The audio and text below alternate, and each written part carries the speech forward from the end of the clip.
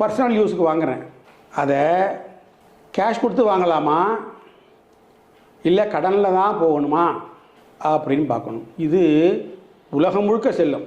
நம்ம சொல்லப்போட ஸ்டேட்மெண்ட் உலகமுள்ள அனைத்து ஜாதகர்களுக்கும் பொருந்தும்.